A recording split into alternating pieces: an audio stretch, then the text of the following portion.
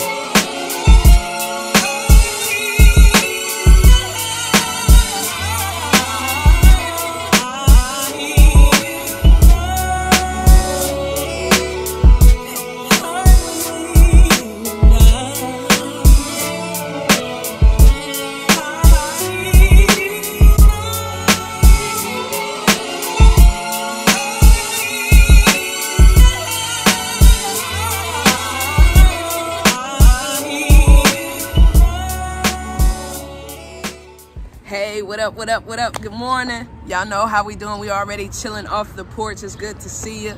It's good to be back on this lovely Saturday morning. How are y'all feeling? How was y'all's last night? What did y'all do? What did y'all eat? Where did you go? I'm being a little nosy right now. Yes, I am. Cause I just want to chop it up for the one time, chop it up a little good, you know what I'm saying? See what y'all been doing. But today we're gonna be discussing crucial accountability, tools for resolving violated expectations, broken commitments, and bad behaviors. Ugh. Ugh. No side notes or anything like that. I do want to know though how y'all are wearing with XXX, the Russian Water series. You know what I'm saying? If you haven't had the time, make sure you go and check that out. And if you already, you know, checked it out, gave it a little look, a little feel, you know, let us know. Let us know how y'all feeling about it, how y'all wearing with it. Did it help you? Did it help somebody else? You know what I'm saying? We looking for the feedback, so we greatly appreciate that. But we gonna jump right into it with the ABCs of the day. The ABCs of the day. Hey, and artist of the day today is gonna go to Sylvia Paints. She is a contemporary, traditional, and digital artist specializing in portraits. She's very supportive and showing love to other artists and other businesses as well. I enjoy her artwork, and she seems to be a pleasant person. We have only had a couple of interactions in person, and she interacts on the social media as well. Like I said, she be showing love, she follows, she listens. You know, she does a lot for the community. She offers classes, painting classes, and things like that. So shout out to you, Sylvia Paints, for being artist of the day, highlighting you a little bit. Okay, and then business of the day is gonna go to Black Culture Candles. Okay, Black Culture Candles getting business of the day. I love the concept behind her business. She looks to bring joy and shine a light in people's worlds.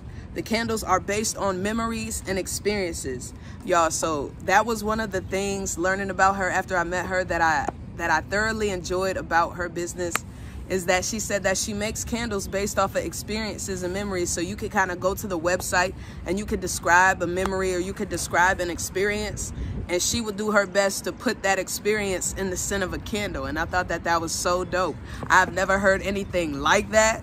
So that's raw. Felt like that's raw, you know. She donates and gives back when she can, you know. So shout out to Black Culture Candles. I will be purchasing. Geez, if I can get the word out, I will be buying me some candles though. You know, I'm trying to think of a couple of experiences that I would want to smell, that I would want to, you know what I'm saying, just kind of bask in that moment with the scent. And I thought that was pretty dope. That's pretty dope, okay? And then channel of the day, we have already highlighted him. We have already brought awareness to him, but I was being led today to go ahead and shine another light, you know what I'm saying? Just put that light back on him once more. So I'm gonna be obedient to what I'm feeling. And so channel of the day is gonna go to Dre 10 Talents and Something to Ride To. Now, his Something to Ride To channel, he's kind of in the transition stage of moving everything permanently to the Dre 10 Talents YouTube channel. But I just want to make sure that y'all go ahead and check him out, hit him up, show him some love, subscribe, get them gems, get them jewels, get what you came for, get what you need, okay? Yep, like my little notes say, we got him before, but I'm being led to get him again. So we just gonna put a little more emphasis on Dre 10 Talents Evans is Something to Ride To. Everything that he has provided for us. So make sure y'all go and follow him, subscribe, show him some love, get to know him. Follow him on TikTok.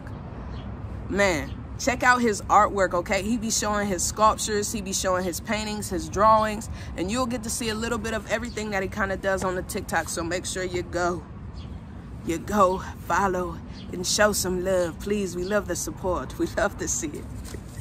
All right. Meal of the day. So last night I made baked bacon wrapped chicken with wild rice and chickpea noodles. Bomb. Okay, I made it in the oven, y'all. Bomb. I'll probably use a lighter sauce next time, because what I did was I used a yum yum and a ranch, and it's a little bit of honey, and I tried this little sauce combination that I was just trying, you know, taste or whatever combinations and stuff. And I might use a different sauce next time. Yeah, I think I might use a red more based, or make it more red based, like use fresh tomato and pica, little onions, you know, little peppers, spice it up a little bit with some jalapenos and things like that. I don't know, I just might go in a different route. Might try a more red sauce or lighter sauce. I don't know what I'm looking for, but it was good though. It was really good. It was really good. And I like it. It was my first time making it, first time trying it, had a taste for it. I said, oh, let's see what this is about. My mood today, I've been chill, and y'all, on the way here, I was blowing up Monica's, you know what I'm saying, wherever I was listening to it at. Point is, I have been listening to Monica all the way here, so that's going to be the vibe of the day, and I know that wasn't even what we was discussing. We was discussing the mood, but Monica just kind of helped me get in my mood for the day, and so the vibe of the day playlist is gonna be a little Monica mix. So make sure y'all go ahead and head to Instagram at I Am Dynasty to go ahead and check that out. But mood been chill. I've been relaxed, not doing too much, not really wanting to do too much, you know, just kind of taking it in, still receiving some downloads and being built back up in this season, gathering, all that good stuff. So all right, moving on to the main topic of discussion, which is crucial accountability. Okay. So the first note I got for this, it says, when others feel unsafe, you can't talk about anything. People tend to feel unsafe when they believe one of two things. One, that you don't respect them as human beings, and the interaction would be lacking mutual respect. And then two, you don't care about their goals, which is lacking mutual purpose. Okay, so if you walking into a conversation, a crucial conversation that is, where the conversation is kind of high stakes, there's a lot of things that matter on the table, or maybe it's just one big thing that matters on the table. If you or the either person do not feel safe at the initial start of the conversation, then that's one of the first things that you need to be doing, is establishing safety. Make sure the other person knows that it is safe and it is okay for them to just be in all of their essence, right? In order for them to share, honest, you know. Same for you. It's important that you feel safe as well. Your safety matters as well, okay? Let's see, note number 2. When entering one of these high stakes conversations, a couple of things you should make note to do. Let me see. Maintain and respect and tell the rest of the story. If you're emotional about the topic you're about to speak on, it probably isn't the best time to have a conversation. If you've made up in your mind the why something was done and have an accusatory demeanor about yourself, absolutely not. Okay, so here's the thing, and that's just kind of that's just kind of, you know, extending on the last point. Obviously, when you go into one of these conversations, you want to make sure that you maintain safety and respect. Make sure that you're respecting the other person and make sure this person is feeling safe. And if you are emotional, if you find yourself at an emotional point, like you are feeling very emotional, then it probably isn't the right time to have this conversation. If you see that the other person is feeling overly emotional, and I hate that I even said overly emotional, but if you just see that the person is just emotional, now is probably not the right time to have this conversation, and it ain't that important, right? You need to wait till emotions are level, so everybody is stable enough to, you know, go ahead and have this conversation. Anytime you walk into these kinds of conversations and you have unanswered questions swirling around in your own head,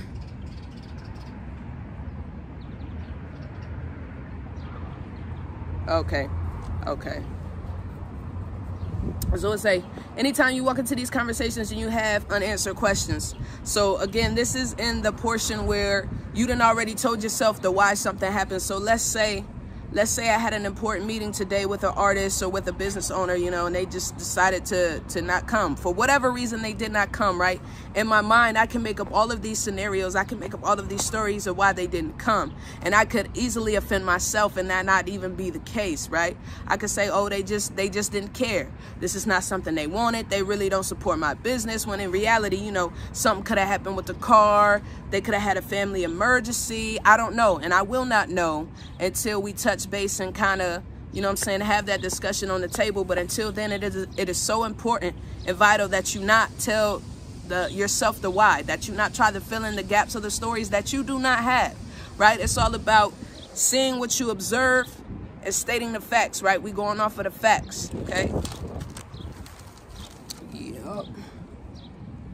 And so anytime that you do have these unanswered questions, the point that I was trying to get to is the only question that you should have in your mind is, okay, if you're about to try to figure out and find out why, if it's so important for you in that moment, then it's also important that you explore all of the possibilities, right? Don't just explore the possibilities that are circulating in your mind that come up as a knee-jerk kind of reaction to what had happened, because you could be going based off of past experiences, and like I said, that may not be the case, right? But the only question, the most pivotal and important question you should be asking and you should be trying to find the answer to actively is why would a rational, reasonable, and decent human being be doing this, right? And we're speaking on the infraction. So as I stated with the example, I was supposed to have this meeting with this important client, right? Why would a reasonable, what they're saying? Why would a rational, reasonable, and decent human being miss this meeting? You know? And so that kind of scopes out how I now look at the person. The person is no longer just the villain to me, right? The person is no longer the individual who broke a commitment, right? I'm starting to explore a little more. I'm starting to place myself in their shoes, so to speak. Okay? All right. Okay, so this next one, it says, personally, I feel that this next point should go without saying, because we all as individuals never want to be put on blast unless it's highlighting the good qualities and aspects of ourselves. But have these conversations in private. Avoid the public humiliation act that we be loving to put on for people. Okay, so that whole let me see. Yep. Because I was about to skip points. So just kind of have it in private. There is great joy for everyone. Great growth and all of that stuff comes from private conversations, okay? Everything doesn't need to be broadcasted, especially when you're having accountability conversations, okay? Cut out the unnecessary sarcasm, time and a place, okay? So when you are trying to speak on accountability, or when we are working to speak on accountability, it is probably best to curb your sarcasm at the door. This is not the time for your candid humor, okay? It ain't the time for it, because you don't want the other person to think that you're coming off as pompous or arrogant, you know, smug, you know, just kind of, I'm better than you, and this is why, you know, kind of, Yeah, with that smug attitude, it is best to curb it and leave it at the door, okay? Leave it at the door. Avoid group attacks. The intended target might miss the point, and the innocent ones will take offense and start to resent you. Okay, man, do I have experienced this a lot, you know, just in the moment when I was reading the book. I was like, oh, this is crazy, because I've had coaches do this, right? I've had coaches pull me aside right before we have a team meeting, right? And they're like, okay, so Dynasty, and the other captains, right? Because sometimes they would kind of pull in the other captains and sometimes they would not. And so they would pull me to the side and be like, okay, hey, Dynasty, so we're getting ready to address the team, you know, for this issue, for this, then this, okay? And this is the reason why we're getting ready to address the team, but I don't want you to feel like I'm attacking you. I don't want you to feel like I'm coming to you, right? And then we go and join the group again. We go join the team, and then next thing you know, the coach is letting us have it, and I'm just kind of looking forward. I'm just kind of looking forward.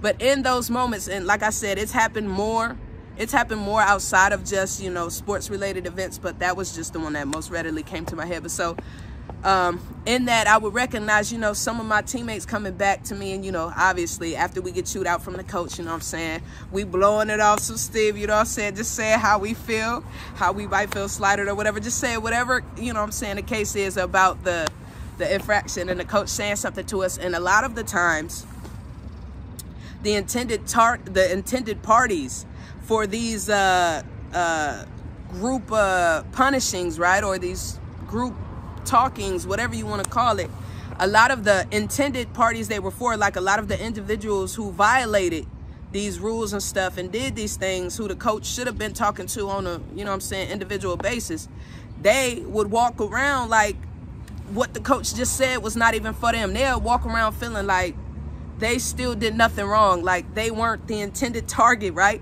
And then a lot of the other people who didn't have the courtesy, who didn't have the privilege of being set aside, and so you told, hey, we're not addressing you in this moment, we're actually talking to, you know, other people. A lot of those individuals will start to feel resentment for the coach. They get mad, and they would just not understand why the coach was always nagging, you know, why the coach always had something to say, and they felt like they followed the rules. They felt like they did everything the coach asked them to do, and they felt like, you know what I'm saying, they were on their best behavior and all of that. And so they would start to resent the coach. That would kind of mess with their relationship. And so, you know, we kind of want to avoid that. We want to avoid the intended person not getting the message at all, thinking that, you know what I'm saying, they scot-free. And we also want to avoid the ones that are not necessary, who the message is not necessarily for, right? We want them to know that, yeah, this ain't for you. You did nothing wrong, right? We don't want them second guessing their behavior and everything that they did. So, you know what I'm saying? We just want to avoid all of that. And the next point is to be clear. Be clear. Make it plain, make it plain, make it plain, make it plain. And if you got to rehearse it a couple of times, say it out loud, write down the points that keep coming up in your practice time or whatever. And usually, typically, the points that you repeat are the main topics that you would want to discuss, because they keep occurring, right? Everything else you can identify, or you can attest as you saying it only because of the heat of the moment or in the moment, right? Because you was just rambling on. But most of the times, the repeated things are what you want to go ahead and address, okay? All right, next point. Wasn't going to mention this point, was just going to leave it as a look nugget, but this is too crucial and essential to the discussion to not mention. The book, man, sometimes I be struggling reading my writing. The book labels it as CPR. This is something that's important before the conversation even takes place. It's the identifying of the type of problem that needs to be dealt with. Okay, so this was gonna be my first point, and then I'm like, nah, you know, I just kind of keep that. And then it came back up in the book, and I'm like, nah, I better write this down and say it. So before these accountability conversations happen, it is important for you to identify the type of problem that you're gonna be dealing with, right? And so the acronym CPR stands for, the C is it a content problem? Meaning, has what just happened, okay? So I'm gonna use the previous example about you know what I'm saying, this important client missing this meeting with us, right? They missed this meeting, right? So that becomes a content problem. The problem is you missed this meeting, okay? So that's an instance problem. Or let's just say, you know what I'm saying, you ask your kids to clean their room or do the dishes, right? You ask them to do this chore. The problem is they don't do it, okay? That's the problem. That's the content problem, okay? And then the P, is this a pattern problem? Okay, so what makes the pattern problem different from the content problem? Like I said, the content is usually a problem that just occurs one time. Okay, now the pattern, okay, is addressing the pattern, right? So I'm trying to think of a good example for that. Okay, so we just gonna roll with the kid example, okay? So let's say this is the third time you have asked your child to do a chore around the house and they don't do it, okay? It is no longer, the problem is no longer about them not cleaning their room or not cleaning the kitchen, right? Now it's a pattern of behavior. This is the third time you have not done what I asked you to do. You didn't do it the first time I asked you. You didn't do it the second time. You didn't do it the third time. This is starting to become a pattern of behavior, and now it's your actions and not necessarily the task itself anymore. The task is no longer the problem. It's a pattern issue. And then R, is this a relationship problem? Okay, so let's see. Okay, so let's say you and your spouse are having a little bit of a tat, right? You're in this position where you've been having some disagreements based on how the other person is acting. And I'm only using other people as an example because self is focus, right? We are the focus. Us, you, me, we, who's taking the time to watch this, we are the focal point of these conversations. So we're looking outward. So in order for us to look inward, we're looking outward first, just based on conversation purposes, right? But so let's say you and your spouse, you're having a little bit of a tat, and some of the things that your spouse is doing, you know what I'm saying, it's just for an example purpose, like they're lying, they're not really being supportive with what you got going on, right? And so the things that they're doing is causing the relationship to be in question, right? It's not a content problem. So it isn't about them, you know what I'm saying, coming to your shows and coming out to your events and, you know, things like that. It's not a pattern problem already because, you know, you have seen, right? They don't come to the show. They don't share your things. They don't support, right? So we have already established that, right? So now it's to the point where the relationship is in question, right? The safety of the relationship, the continuance of the relationship. Is this even gonna work? Because right now, the things that you're doing, the things that is occurring, it is putting our relationship at stake. It is putting our relationship in a little topsy-turvy position for me. And I don't know if this is going to be able to continue. Right? And so now the problem is more so relationship than anything. So first things first, before going into these accountability conversations, you have to identify the kind of conversation that you have. Is it a content problem? Are we talking about what just happened? Is it a pattern problem? Okay, is this pattern of behavior you're doing, is this an issue for me? Or is it a relationship problem?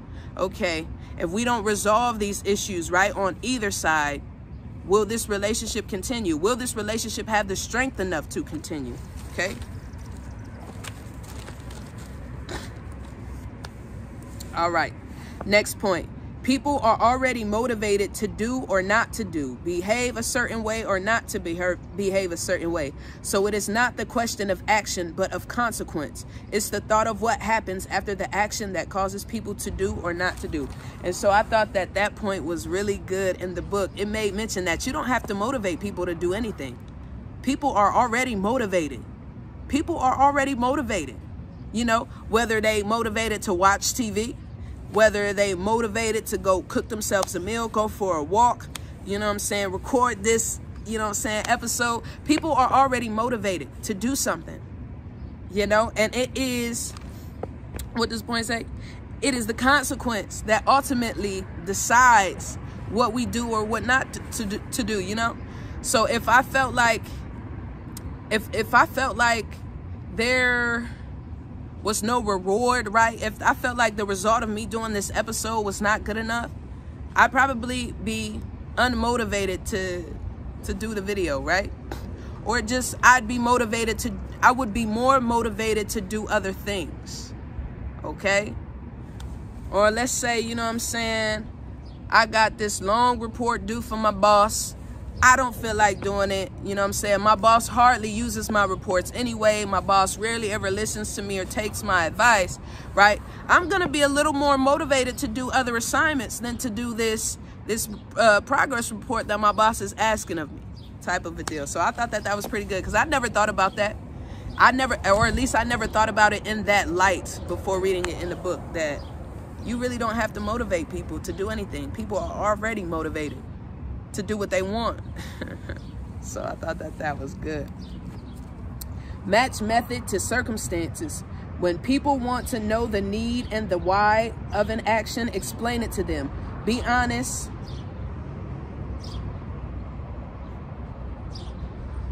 Be honest and avoid going on a power trip with someone who's, okay, man. Avoid going on a power trip with someone who's bucking back with resistance. Search out the consequences that matter to the other person to provide more safety. And so that's just saying the way that you're about to go about handling this conversation, you want to make sure that you're matching your approach to the circumstances, right?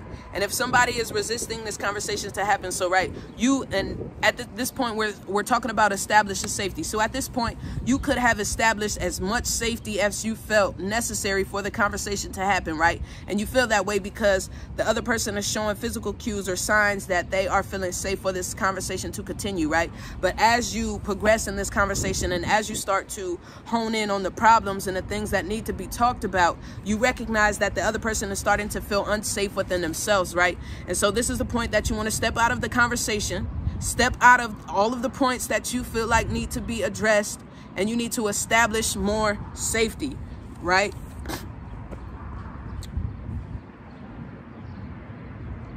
And so let me, because I'm trying to think of if I need to like use an example. Okay, so the example with the coaches and everything, right? And so let's just say that one of the other team players, right, one of the ones who've been following the rules and doing what the coach says, doing everything that's asked of them, let's say that they finally have, you know what I'm saying, they built up their strength, you know what I'm saying, their courage to go ahead and have this talk with coach. And so they approached the coach to have this conversation, and it's like, all right, coach, I don't feel like, you know, the things that you are saying to us are fair. And I know that it's usually a group discussion when you kind of want to point these things out, but I just want to let you know that I feel it's unfair, you know, and it kind of bothers me when you do this, right? And so the coach takes offense to that, right? The player sees that the coach takes offense, and it was just like, well, if you would get your teammates to, you know, follow your lead or do what I, you know, whatever, however the coach chooses to respond in this moment and takes offense, right? It is up to the player to kind of step outside, and it's like, okay, coach, I know that it may sound like I am attacking you, and I know it may sound like I am disrespecting you, and I don't mean to disrespect you in this manner. My only purpose was to explain, you know, the situation, how I see it. This is how it makes me feel, you know, and yada, yada, yada. I respect you as a coach. I respect you as a person. I believe that this is what you do for us. I believe that this is what we accomplish, you know, et cetera, et cetera. Just establishing safety again so the coach can come back from the offense. Okay. Let's see, the next point, ability. Oh, it's a quote. So this is just a quote. I thought it was a good takeaway quote from the book. It says, ability will never catch up with a demand for it. And that's a quote from Confucius. Okay, thought that was good. Okay, this next point is another quote from the book. It says, by purest definition, If individuals can do a job but are not doing it, it's because they are unmotivated. The metaphorical test that people often apply to this question is, if you held a gun to their head, could they do it? If the answer is yes, they're able but unmotivated. Okay, so this is in identifying what type of issue this is with why the action wasn't completed, right? So is it a motivational problem or is it a ability problem, right? And so the question that they said in that point is that you can ask to the situation before you even have this conversation is, if you held a gun to their head, could they do the job? Could they do what was being asked? And like the quote said, if the answer is yes, they're able, but they're unmotivated. And like I said, that just goes back to the consequence thing, right? What kind of result were they painting in their head to where they felt like this was not worthy of action?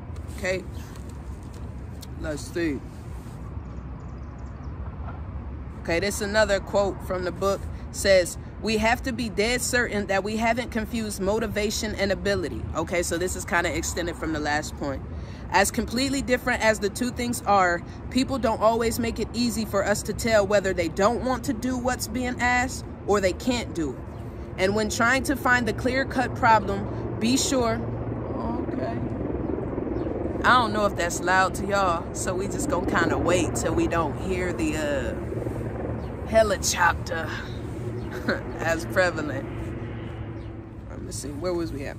And when trying to find the clear-cut problem, be sure to listen carefully when given a more complicated problem. Okay, so a lot of times in the book said that a lot of times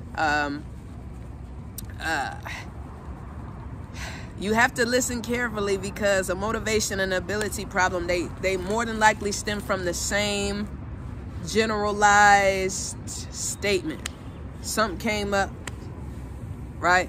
You know, something came up, or, you know, I really didn't feel right. All of the ambiguous responses, okay, and that's when you have to start kind of poking and prodding to find out, okay, was it motivational or was it ability? You know what I'm saying? Did you not want to do it, or were you really not able to do it? Okay.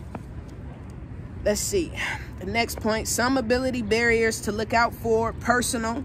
They don't have the skills or knowledge. Okay, so this is when, all right, you see it ain't a motivational problem, right? And you're onto ability right now. Were they capable? Were they able of doing it, right?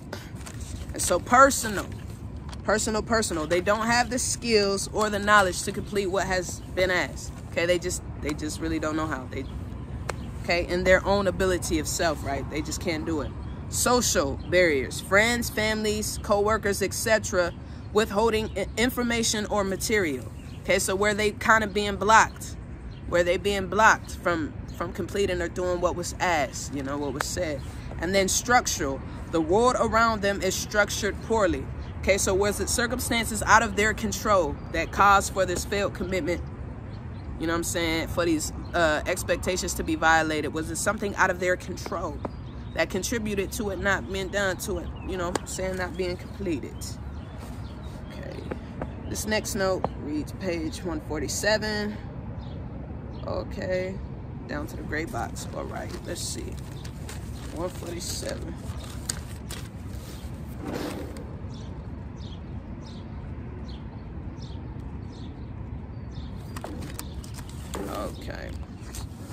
Okay, let's see what this says. There's an important secondary benefit to involving others. When people are included in coming up with a potential solution, they're more likely to be motivated to implement it, and that's important. Consider the following formula. Effectiveness equals accuracy times commitment. Most problems have multiple solutions. The effectiveness of a solution depends on the accuracy of the chosen tactic. That's obvious. It's equally important that the person implementing the tactic believe in it. That's where commitment comes into play. A solution that is tactically these words must be up. A solution that is tactically inferior but has the full commitment of those who implement it may be more effective than one that is tactically superior but is resisted by those who have to make it work. Okay, and if y'all need to get that back in y'all spirit, just rewind it, because I'm not rereading that again. I'm not rereading that again. The way that just tongue-tied me up. Rewind it, okay? Next point. Rules and restraints will oftentimes backfire from excessive use on those who never broken the law. The one-size-fits-all tactic that we tend to use on people doesn't prove to be effective, okay? So remember, you know what I'm saying, that example where the coach pulled me aside, say, all right, this is what we about to dress the team with. Come to the team. You know what I'm saying? Okay, so that is one example of this. But then also,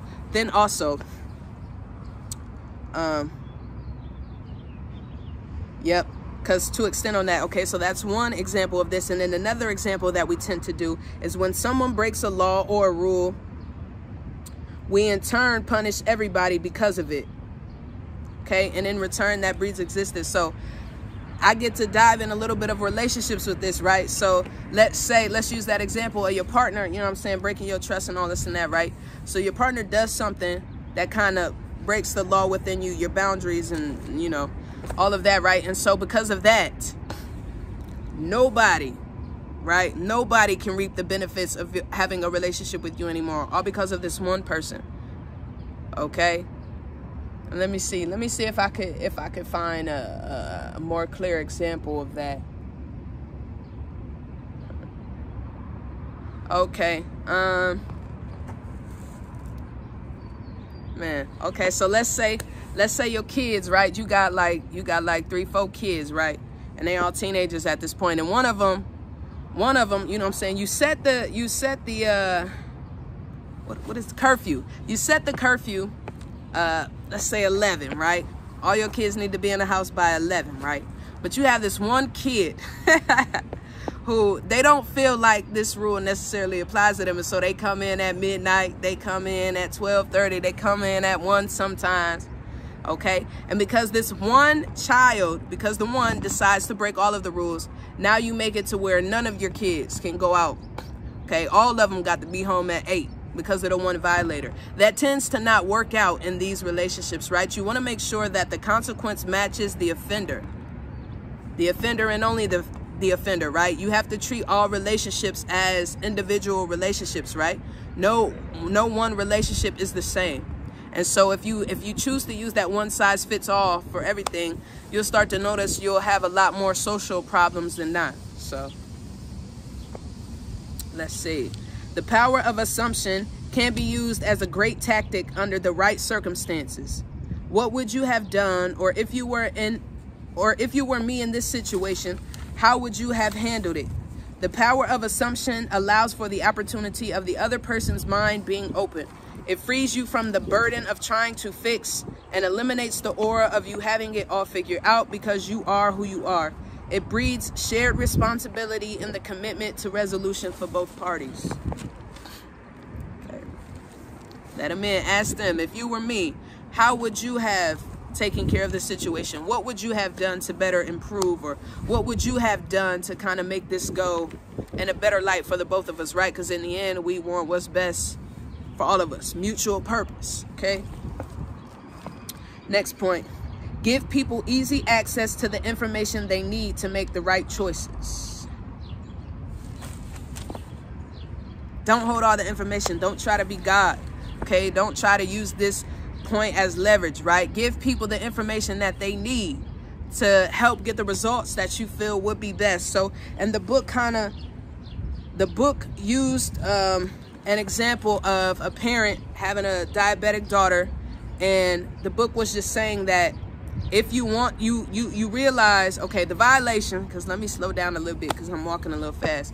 The violation is the daughter not checking her numbers, right? The daughter is not doing what she needs to be doing to take care of herself, right?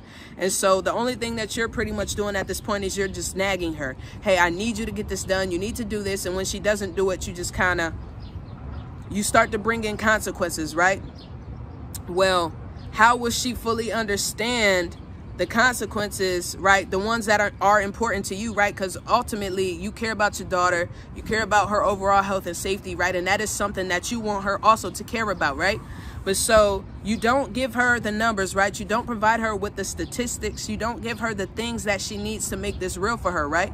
Anytime that she, you know, checks her levels and things, you know what I'm saying? You take them and you have all of this vital information that maybe she needs to know. What happens if it gets too low? What happens if it gets too high, right? And these are the things that you're keeping from her to try to keep her safe, right? To keep her away from all of the negative, when it's like, yeah, no, she needs to see the entire picture. So it's important to provide the bigger picture as much as possible and whenever possible, right? Overall, that's what that point was saying. Also understand that it will be the right decision for them and not your perceived right answer. Okay, so again, that goes back to the whole thing of telling yourselves these stories, telling ourselves these stories. And we have to understand that even though we provide all of what we feel like is important, we provide all of this information, right? We make the picture as broad and as big as possible, right? Ultimately, the other person is still going to come up with the right decision and the right answer for them. You know, now that they have the information that you know what I'm saying, it's out of your hands at this point. You've given the information that has you thinking the way that you do. Now they have it, and they also have the information that has them thinking the way that they do. And now they have an opportunity for the merriment of these ideas and to kind of explore the overall outcome. What is the best from what we've gathered together, type of a deal. Next point, 2 important takeaways. Making a task easier does not make a person lazy. Smart people look for ways to make things easier. That's not the same as avoidance. And 2, just because a person can do something doesn't mean that the person is willing. Okay? Those are some good takeaways. Just because a person can do something doesn't mean that they're willing. And just because somebody makes something easier does not mean that they're lazy. Smart people make things easier. Work smarter, not harder. That's that saying right there.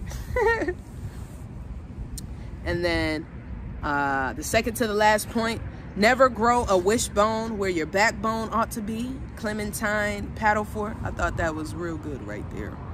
I thought that was real good. Sat with me for a little bit. And then the acronym WWWF. Who does what, by when, and follow up. So this is after you have made it through the crucial accountability problem or conversation, excuse me. And now you're working on what comes after this. Like, how do we know? How are we going to see progress? How do we measure progress? You establish who does what, okay? You establish who. So somebody has to take accountability for a situation, right? So let's say, all right, so say in that example I used where the offended player went to talk to the coach, right? And they made it through the hard stuff, right? And so they're at the resolution turning point in the conversation. And the coach says, okay, because you are the one who brought this to my attention, you know, that this may not necessarily be a good tactic, I'm going to leave you in charge, okay? You are accountable for holding your team to the resolutions that we decide to come up with, okay? So you are responsible. You are responsible, and you know what I'm saying? And at that point, you have your accountability person, like who is responsible, right? So then does what? Okay, now I want you to delegate, okay? Is it you? Are you going to be the one, you know what I'm saying, cleaning up the locker room after, you know, are you going to be the one to make sure all the balls are put away, or are you going to give that to somebody else to make sure that this is a team effort, that we involve the entire team, okay?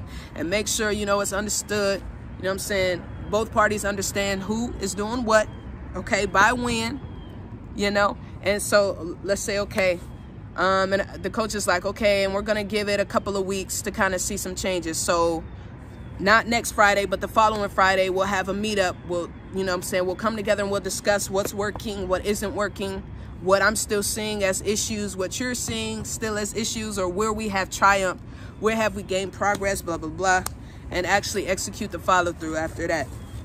So, yeah. That's it, baby. That's it, baby. Them all the notes that I got for this book. It was definitely a great read. And so, If you're one of those people who feel like conversations, well, accountability conversations are a little scary for you, then I recommend you reading the book.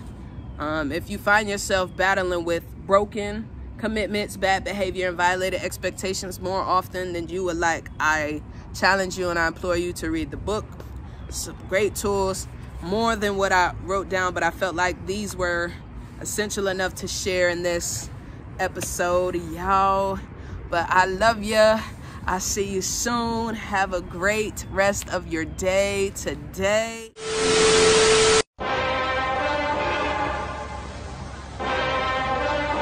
Who the wind that messed up the cadence? I said I'm the greatest, you ain't heard the latest.